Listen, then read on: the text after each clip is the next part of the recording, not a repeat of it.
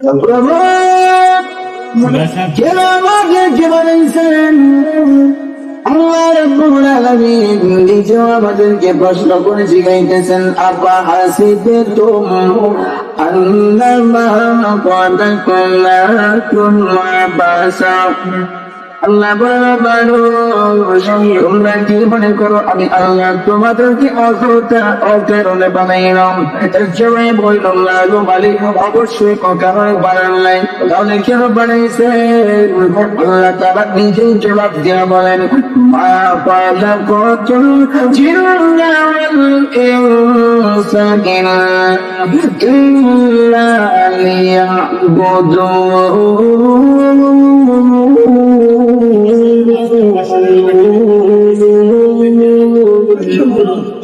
আল্লাহ বলেন অযথা অকারণে বানাই নাই।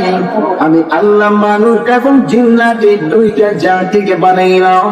জীবনের প্রতিটা মুহূর্তে আমি আল্লাহর ইবাদত দাসত্ব গোলামের জন্য। কেন বানাইছেন? ভালো করে বলেন, কেন বানাইছেন? ইবাদত দাসত্ব গোলামের জন্য।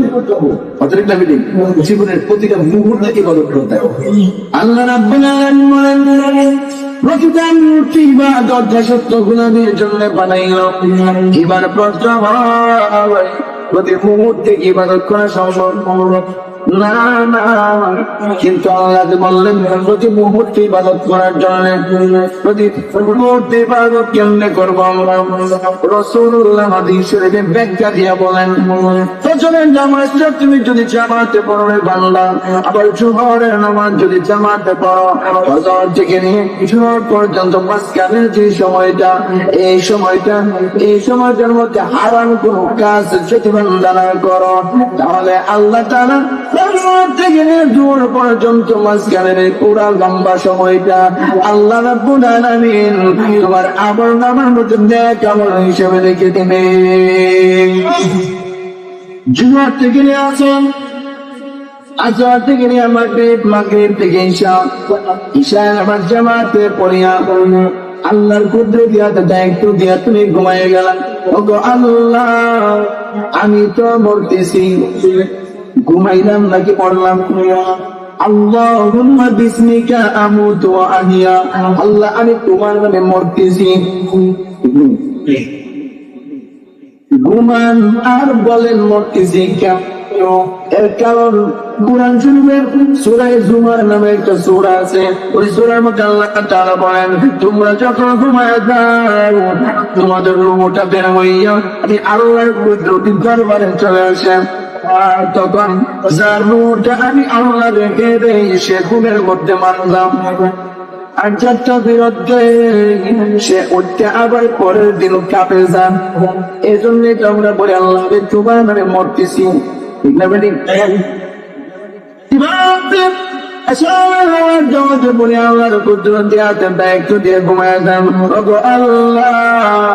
আমি কিন্তু মরতেছি, তুমি যদি আমার জাগাও, আমার যদি হায়াত থাকে গো, আমার কিন্তু ফজরের আগে জাগায় দিও। ফজরের নামাজ আমি জামাতে পড়তাম। এই যদিও আল্লাহ রাসূল বলেন ফজর থেকে নিয়ে এশা থেকে নিয়ে তুই ঘুমাইলি ফজর পর্যন্ত, এর ভিতরে 24টা ঘন্টার ভিতরে 5 ওয়াক্ত নামাজটা যদি জামাতে পড়তে পারো, এর মাঝখানে হারাম যদি কোনো কাজ না করো, আল্লাহ রাসূল বলেন 24 ঘন্টায় আল্লাহ তাআলা আমল আমার মধ্যে লিখবেন তুমি নেক আমলের মধ্যে আছো। অর্থাৎ হারাম কোনো কাজ না করলে 24 ঘন্টাই নফল ইবাদতে আছে। এশার নামাজ পড়ে ঘুমাইলা, এশার নামাজ পড়ে তুমি ঘুমাইলা, তুমি ফজর নামাজ জামাতে পড়বো।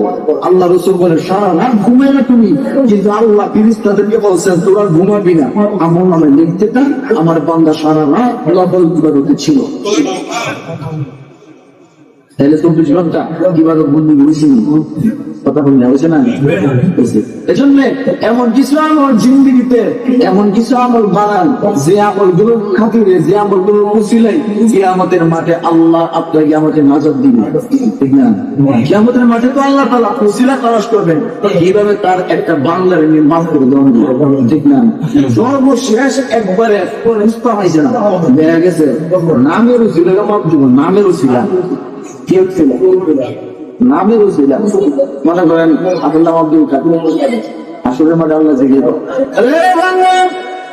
আমি তো চাই আবার কোন বান্দা বন্দি যেন জাহান্নামে না যাই।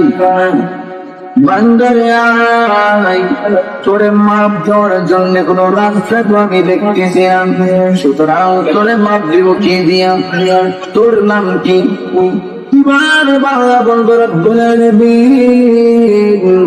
আমার নাম আব্দুল কাদের। আব্দুল কাদের, আল্লাহ বলেন আব্দু মানে তুই হলে বান্দা, আর কাদের হলাম আমি, সুতরাং তুই হলে আমি কাদেরের বান্দা, অর্থাৎ আমি আল্লাহর বান্দা। রে বান্দা, তোরে যদি জানানি দেই, তোর সাথে আমি কাদেরের নামটাও জাহান্নামে যাই। এজন্য যারে বান্দা আব্দুল কাদের নাম রাখার কাদের, কাদের নামে কাদের আজকে আমি আল্লাহ করে জান্নাত দান করে দিলাম। সর্বশেষ আর কি মুসিবত নাই, তাহলে মানে কোন নেক আমল তো পাইছে না, ওই মাপ দিত এই জন্য এরা মাপ দিতে গিয়ে কিচ্ছু পাইছে না, না পাই সর্বশেষ দিয়ে মাপ দিছে, নাম দিয়া আব্দুল কাদের নাম দিয়ে মাপ দিছে। এমন কিছু আমল সংক্ষিপ্ত কয়েকটা আমল শিখাই দেবো, যেগুলো আপনাকে ইনশাআল্লাহ যদি করতে পারেন নাজাতে বুঝিলা হবে, আসলে মানে নাজাতে বুঝিলা হবে। যদি এমনি যদি মানতে পারেন ইনশাআল্লাহ মরার আগে রাসূল স্বপ্নে দেখেন নসিব হইব ইনশাআল্লাহ। জরুরি কিছু আমল, গুরুত্বপূর্ণ যেগুলো, এমন ছোট ছোট কিছু আমল শিখে করবেন ইনশাআল্লাহ। 1 নম্বর পূর্ব শর্ত। পূর্ব শর্ত হলো 3টা। পূর্ব শর্ত যদি ঠিক থাকে এর পরবর্তীতে এই আমলগুলো করবেন। প্রথম শর্ত 1 নম্বর, লোকটা 5 ওয়াক্ত নামাজি হতে হবে। কি হতে হবে? নামাজি। 5 ওয়াক্ত নামাজি যদি হয়, 2 নম্বর হালাল খানে হলো, হালাল খাইতে হবে, কারণ হারাম বক্ষণকারীর কোন ইবাদত আল্লাহ কবুল করেন না। 3 নম্বর পরের হক নষ্ট করা যাবে না, 3টা কাজ করবেন। 1 নম্বর অযথা নামাজ পড়তে হবে, 2 নম্বর হালাল খাইতে হবে, 3 নম্বর অন্যের হক নষ্ট করা যাবে না। এই যদি হয় ব্যক্তিটা, তার জন্য এই আমল 1 নম্বর।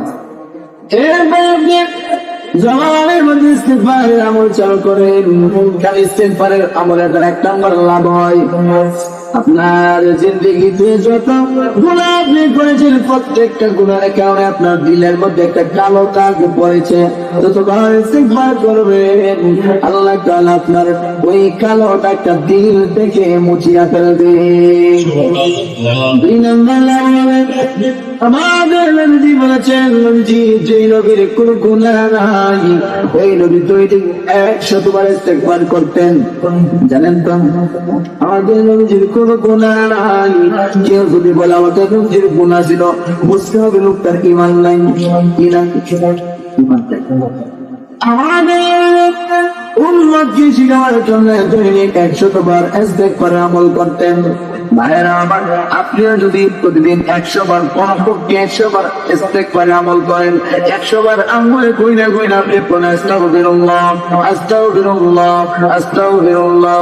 আল্লাহ রাসূল বলেন আখিরি জমানাতে যে সময় মানুষ সুন্নতের উপর আমল করবে না, ওই সময় তুমি যদি আমার একটা সুন্নতের উপরে আমল করতে পারো, তোমার মধ্যে যদি আমার একটা সুন্নত চিন্তা হইরে, তাহলে চাই না এরকম গলা কাটা 100 শহীদ যুদ্ধের ময়দানে, 100 জন শহীদ যুদ্ধের ময়দানে গলা কাটা শহীদ হইলে যে সওয়াব আমল নামায় লেখা হইত, তাদের সমপরিমাণ সওয়াব তোমার আমল নামার মধ্যে লিখে দেওয়া হইবে।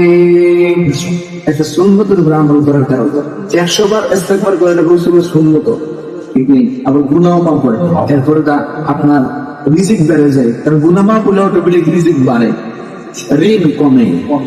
এগুলি ইস্তেগফার আমল করেন, অনেকগুলো লাভ আছে, সব লাভ আমার দ্বারা কোয়া সম্ভব নয়।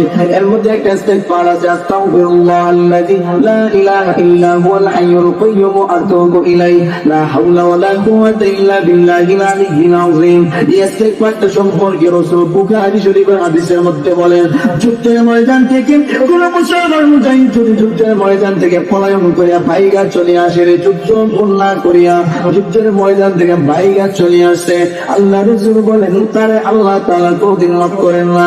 কিন্তু পরবর্তীতে আল্লাহ রাসূল বলেন, এই লোকটা যদি মন থেকে মাফ পাইবার আশায় এই ইস্তেগফারটা পাঠ করে, আল্লাহ রাসূল বলেন আমার আল্লাহ তাআলা তারেও মাফ করিয়া দিবে।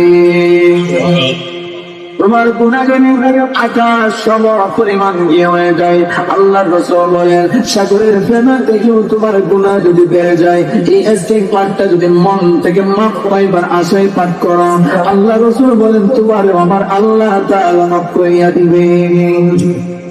ইস্তেগফার আমল করবেন তো। 2 নাম্বার, জবানের মধ্যে চালু করেন লা ইলাহা ইল্লাল্লাহ। অবসর টাইমে জবানের মধ্যে লা ইলাহা ইল্লাল্লাহ জিকির রাখেন, জবানটাকে সবসময় জিকির দিয়ে তরুতাজা রাখেন। লা ইলাহা ইল্লাল্লাহ জিকির করার দ্বারা আল্লাহ তাআলা মৃত্যুর সময় কালিমা নসিব করায়া দিবে। 2 নম্বর, ঈমান বাড়ায়া দিবেন। আল্লাহর ভয়, আল্লাহর মহব্বত অন্তরের মধ্যে আল্লাহ তাআলা ঢুকায়া দিবেন। লা ইলাহা ইল্লাল্লাহ জিকির করবেন তো অনেক ফজিলত আছে, কোয়ার সময় নাই। 3 নাম্বার, আপনি জবানের মধ্যে চালু করেন আল্লাহু আকবার। আপনি উঠতে বসতে চলতে ফিরতে জবানের মধ্যে আল্লাহু আকবার নামের জিকির রাখেন।